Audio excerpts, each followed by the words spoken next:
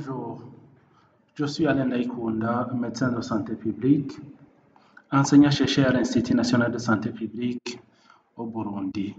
C'est un réel plaisir pour moi de vous présenter les résultats d'une étude qualitative qui a été réalisée dans les provinces sanitaires appuyées par le MEMISA Belgique au Burundi et qui porte sur les barrières et facteurs facilitant l'accès aux soins pour les patients souffrant de maladies mentales au Burundi. En effet,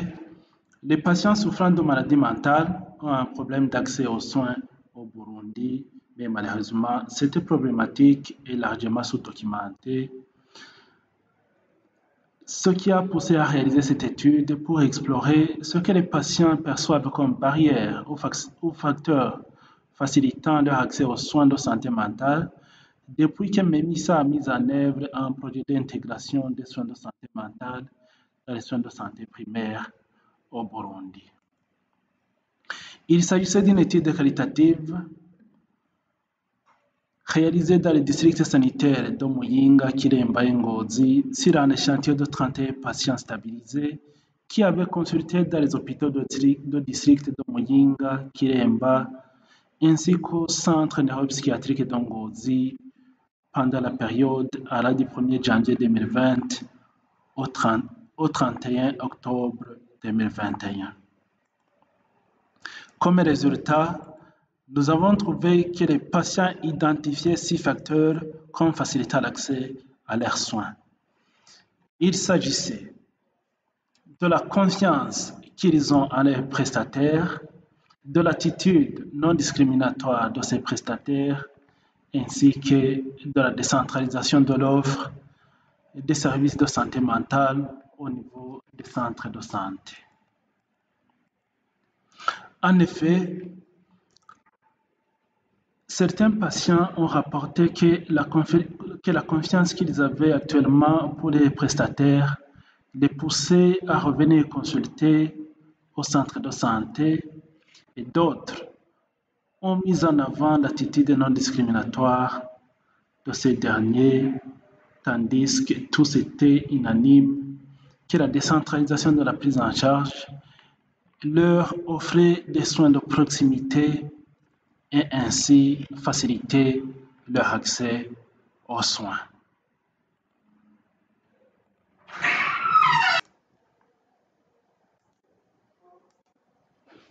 Bien plus, la gravité de la maladie, l'implication des agents de santé communautaire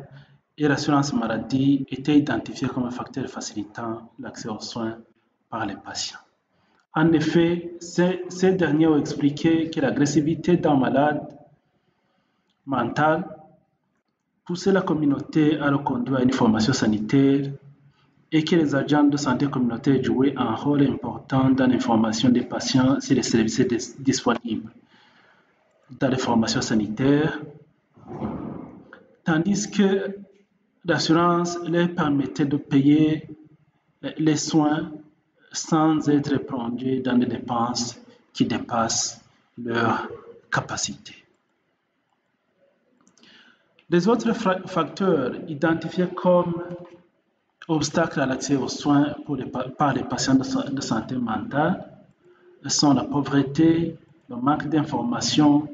et le manque de soutien familial. Les patients ont expliqué qu'ils éprouvaient beaucoup de difficultés à accéder aux soins car ils étaient pauvres, qu'ils interrompaient souvent le traitement de leurs maladies au centre de santé pour des raisons économiques et qu'ils n'avaient pas assez d'informations sur la gamme des services disponibles dans les formations sanitaires. Une femme avait d'ailleurs expliqué que quand une femme tombe malade et souffre de maladie mentale, elle est répudiée par son mari au lieu de le soutenir, ce qui est un obstacle à l'accès aux soins pour cette dernière.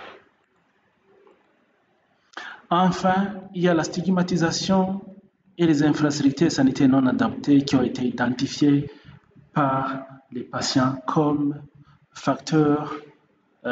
se constituant comme obstacle à l'accès aux soins pour les patients souffrant de maladies mentales. Ils avaient expliqué que même si la situation avait évolué au niveau de la communauté, les malades mentaux étaient stigmatisés, étaient mis à l'écart dans la communauté, surtout ceux qui étaient agressifs. Ils avaient également expliqué que les locaux du centre neuropsychiatrique d'Ongozi étaient exigus et que les cas graves étaient hospitalisés dans les mêmes locaux que les cas améliorés, ce qui avait un impact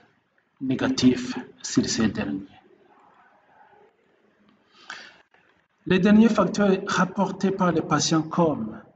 obstacles à l'accès à leurs soins sont le coût des médicaments et la non-disponibilité de ces derniers. En effet, ils ont expliqué qu'ils pouvaient passer des mois sans prendre des médicaments du fait de l'augmentation de leurs prix et que les prestataires leur disaient souvent qu'il y avait rupture de stock de médicaments pour les maladies mentales. Cependant, des facteurs de satisfaction de ces usagers ont été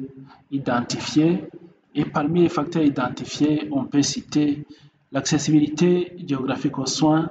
l'efficacité des prestataires au niveau des centres de santé, l'accueil qui est réservé dans les centres de santé, les soins de santé mentale qui sont centrés sur le patient, la communication avec les prestataires et la confidentialité dans laquelle se déroulent les soins qu'ils reçoivent dans les formations sanitaires. Cependant, des facteurs de non-satisfaction des usagers ont été identifiés par ces patients et ils ont rapporté que l'absence de spécialistes et l'absence d'examens complémentaires spécialisés dans les centres de santé étaient les quelques-uns des facteurs qu'ils identifiaient comme associés à leur non-satisfaction. Cependant, ces deux facteurs ne sont pas logiques car la gestion d'un système de santé, dans la gestion d'un système de santé, on ne peut pas rendre disponible des spécialistes au niveau décentralisé, c'est-à-dire au niveau des centres de santé, mais également il y a des examens complémentaires qui ne peuvent pas se faire dans les formations sanitaires telles que les centres de santé. Les autres facteurs de non-satisfaction identifiés sont la non-disponibilité des médicaments et le coût élevé des soins et des médicaments pour les maladies mentales. Les patients avaient expliqué qu'avant de leur donner des médicaments, ils réalisaient des médicaments, mais qu'il manquait d'équipements appropriés pour la réalisation d'examens spécialisés dans les centres de santé. Ils ont également expliqué qu'ils prenaient des médicaments à dose fractionnée parce qu'il manquait d'argent pour acheter l'intégralité des médicaments tels que prescrits sur les ordonnances. En conclusion, il savait que l'intervention de Memisa était pertinente parce qu'elle a permis un accès aux soins de proximité pour les patients souffrant de maladies mentales, une amélioration de la confiance que ces malades mentales ont en les prestataires, mais également envers les agents de santé communautaires.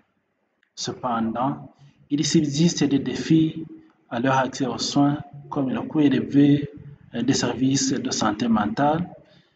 mais également la non-disponibilité des médicaments. En plaidoyer pour l'intégration des soins de santé mentale dans le paquet de soins offerts par les différents mécanismes de prépaiement au Burundi est nécessaire